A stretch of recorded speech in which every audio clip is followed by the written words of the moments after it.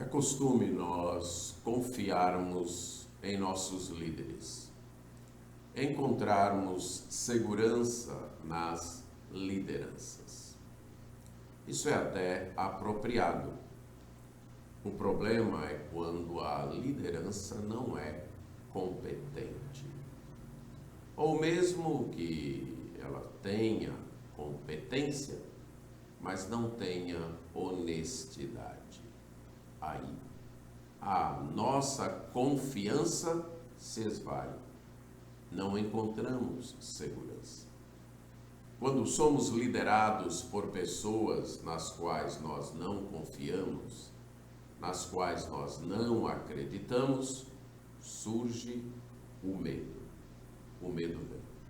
Porque uma liderança incompetente ou uma liderança desonesta pode levar todo um grupo, todos os seus liderados, para a perdição.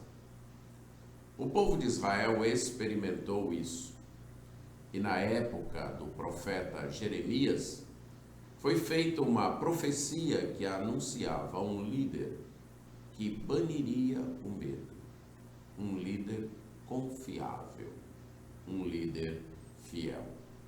O texto é Jeremias 23, os versos de 1 a 4, que diz assim: Ai dos pastores que destroem e dispersam as ovelhas do meu pasto, diz o Senhor.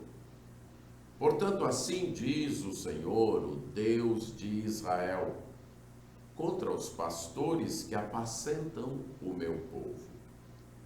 Vós dispersaste as minhas ovelhas e as afugentastes, e delas não cuidastes.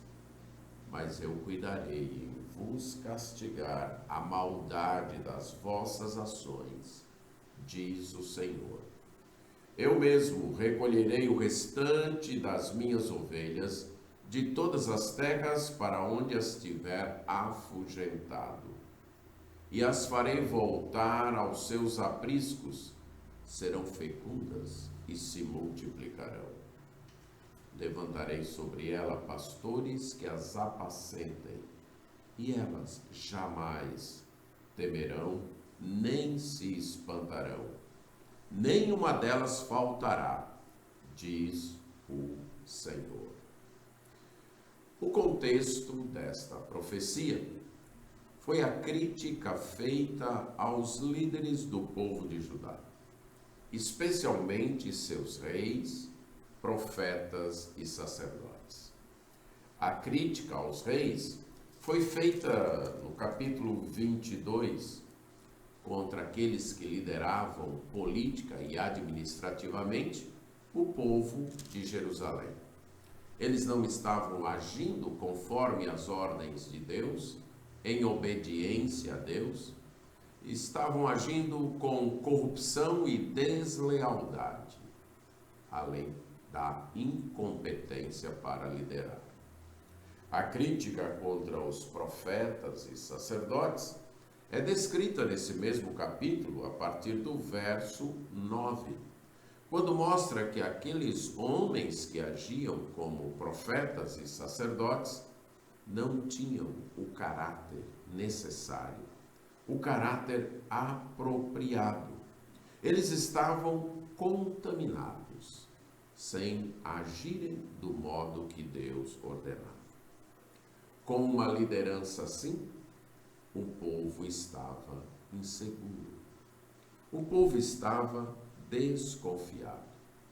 Esses líderes não estavam cumprindo suas obrigações de guiar, de liderar o povo de modo correto. Por isso vem este ai contra eles. O ai era uma forma de lamento, um recurso literário, uma poesia que lamentava, e também um recurso retórico que chamava a atenção para um alerta diante de um juízo, de um perigo que se aproximava. Jeremias, então, utiliza esse recurso literário e retórico para chamar a atenção dos líderes reis, profetas e sacerdotes do seu tempo. Eles não estavam agindo como líderes de Deus deveriam agir. Eles estavam dispersando as ovelhas. Temos aqui uma palavra do Senhor, um oráculo do Senhor, vindo do próprio Deus, indicando que as ovelhas, as pessoas, não eram dos líderes, eram de Deus. Portanto, aqueles líderes, os reis, profetas e sacerdotes, que tinham a função de serem pastores, tinham a missão de funcionarem como pastores daquele povo, de alimentar, proteger e guiar, estavam de fato dispersando as ovelhas. O termo pastor aqui é utilizado para aqueles líderes. Eles tinham esta responsabilidade de cuidar do povo, de guiar o povo. Por isso são chamados de pastores. Mas o povo não era deles. O povo era de Deus. Eram ovelhas do pastoreio de Deus. Era o povo do próprio Senhor. Por isso, Deus está requerendo deles o não cumprimento de sua responsabilidade. Aquela liderança errada, desonesta, infiel, tinha causado o exílio, dispersado aquele povo. Eles foram espalhados. O fato de não agirem adequadamente, de não agirem fielmente em obediência a Deus, tinha feito com que as ovelhas fossem dispersas, afugentadas. Eles não estavam cumprindo a sua responsabilidade. Eles deveriam cuidar das ovelhas, como Deus diz. Vocês não cuidaram das minhas ovelhas. Essa é a função de um líder, cuidar. Ele tem a função de supervisionar, de estar de olho, procurando orientar, procurando dar ao povo as instruções necessárias para que o povo siga a Deus.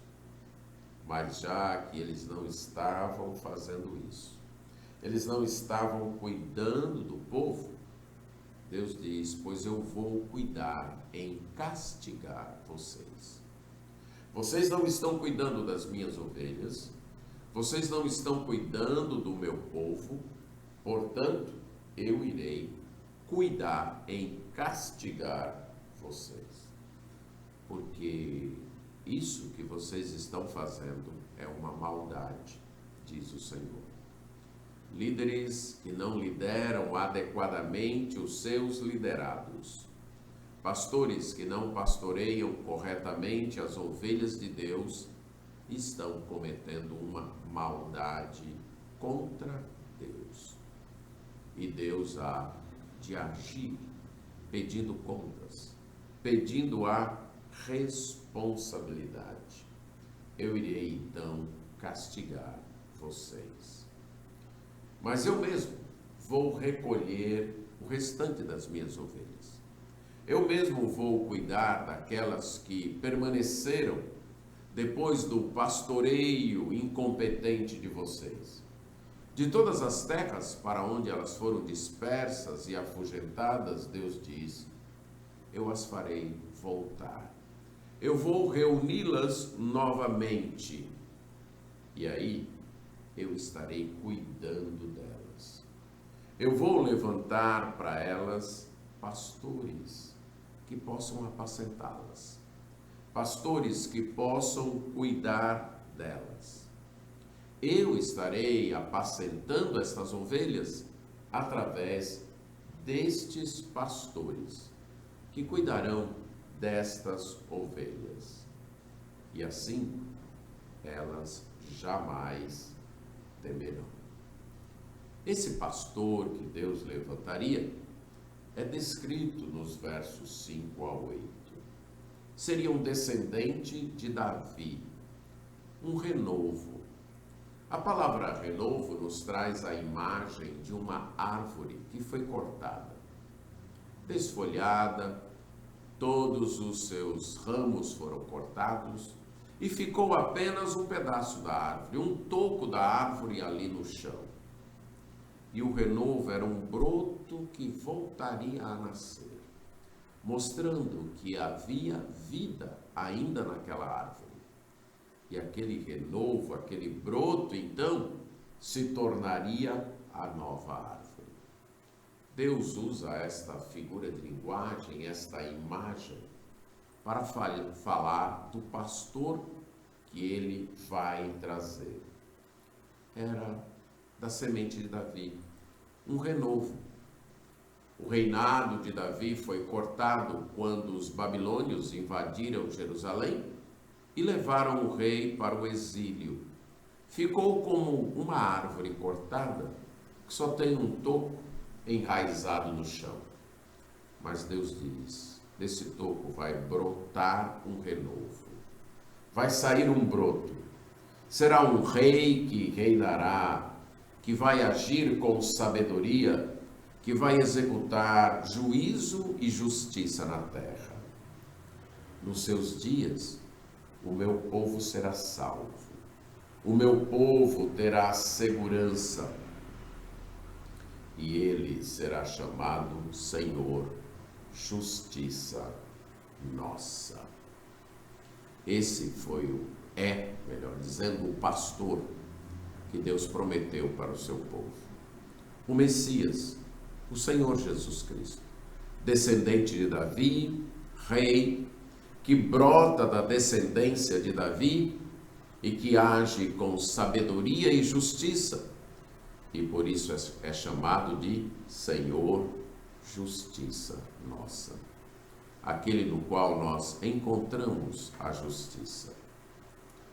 Nós somos injustos, pecadores, falhamos em obedecer e seguir a justiça de Deus. Mas Deus providenciou um meio, o seu Filho, o Senhor Jesus Cristo, que morreu na cruz, pagando o preço dos nossos pecados, trazendo a justiça para nós. É nele que encontramos a nossa justiça diante de Deus. Por isso ele é chamado de Senhor, justiça nossa. Esse é o líder no qual nós devemos depositar nossa inteira confiança. Esse é o pastor perfeito, o pastor no qual nós podemos confiar plenamente. E quando confiamos nesse pastor, o Senhor diz, você jamais vai ter medo, você jamais vai se espantar, você não ficará perdido. Estas promessas aparecem aí no final do verso 4. Havendo estes pastores que apacentem conforme a vontade de Deus, seguindo esse pastor, o Senhor Jesus Cristo, as ovelhas de Jesus não têm o que temer, não têm do que se espantar, não correm o risco de se perder. Em Jesus, o nosso medo acaba. Em Jesus, o nosso pânico vai embora. Em Jesus, nós somos achados e encontrados. Em Jesus, não há o risco de nós nos perdermos. É seguindo a Jesus. Como ele mesmo disse que as suas ovelhas ouvem a sua voz. E ele, como bom pastor, lhes dá vida eterna. E jamais elas perecerão. E da sua mão ninguém há de arrebatá-las, de tirá-las. Estas promessas dele estão registradas no Evangelho de João, capítulo 10. Ele é o bom pastor, que espanta o nosso espanto e que coloca o nosso medo para correr. Ele é o pastor que nos acha, nos leva para o seu rebanho, nos guarda e nos protege. Toda Todo outro tipo de liderança humana irá falhar, irá nos decepcionar, irá trazer medo ao nosso coração, poderá nos deixar assustados, decepcionados, mas o Senhor Jesus Cristo, com o seu pastoreio, garante segurança, garante confiança, garante sabedoria e justiça. Nele nós podemos confiar, nele nós estamos seguros. Seguindo a ele, não há motivo para ter medo. Ele é o bom pastor.